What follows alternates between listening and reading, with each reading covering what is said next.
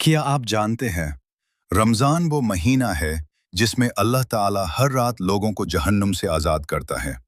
और शायद इस रमज़ान आपका नाम भी उस लिस्ट में हो सकता है। अस्सलाम वालेकुम वरहमतुल्लाहि वबरकातुह।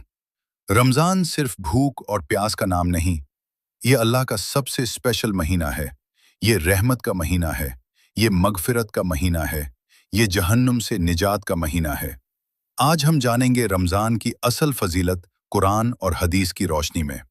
अल्लाह ताला कुरान में फरमाता है, शहरु रमज़ान अल्लज़ी उन्ज़िल फ़ीहिल कुरान, यानी रमज़ान वो महीना है जिसमें कुरान नाजिल हुआ। सोचिए, 12 महीने हैं साल में, लेकिन अल्लाह ने कुरान के नुज़ूल के लिए रमज़ान को सेलेक्ट किया।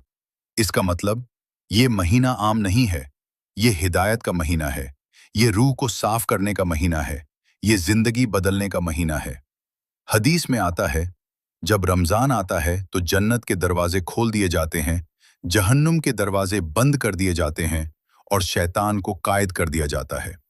सोचो जरा, जन्नत के दरवाजे खुले हैं, रहमत बरस रही है और शैतान कमज़ोर है। तो फिर अगर हम इस महीने में भी ना बदले, तो फिर कब बदलेंगे? रसूलुल्लाह सल्लल्लाहु अलैहि वसल्लम ने फरमाया, जो शख्स ईमान के साथ और सवाब की नीयत से रोज़ा रखे, उसके पिछले तमाम गुनाह माफ़ कर दिए जाते हैं। तमाम गुनाह। सोचिए, अगर आपका पास्ट साफ हो जाए, एक नई जिंदगी शुरू हो जाए।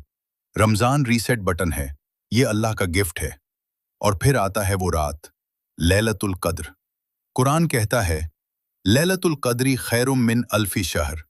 ये रात 1000 महीनों से बेहतर है। यानी अगर आपने उस रात इबादत की, तो 83 साल से ज्यादा का सवाब मिल सकता है। क्या ये नुकसान की बात नहीं होगी अगर हम इस रात को मिस कर दें? और जो भी ये वीडियो देख रहा है, हो सकता है ये आपका आखिरी रमज़ान हो। हर साल कितने लोग रमज़ान का इंतज़ार करते हैं, लेकिन उन्हें रमज़ान नसीब नहीं होता। इस रमज़ान नमाज सुधर लो, कुरान से रिश्ता जोड़ लो, गुनाह छोड़ दो, दिल साफ कर लो। क्या पता अल्लाह इस रमज़ान आपको अपना करीबी बंदा बना ले। अगर आप चाहते हैं कि इस रमज़ान हम मिलकर अपनी ज़िंदगी बदलें, तो इस चैनल कुरान नूर को सब्सक्राइब करें। नेक्स्ट वीडियो में हम बात करेंगे, रोज़ा क्यों फ़र्ज़ हुआ, कुरान की रोशनी में। वीडियो एंड तक देखने के लिए जज़ाक अल्लाह खैर। अल्लाह हमें रमज़ान की असली कद्र करने की तौफ़ीक़ अता फ़रमाए।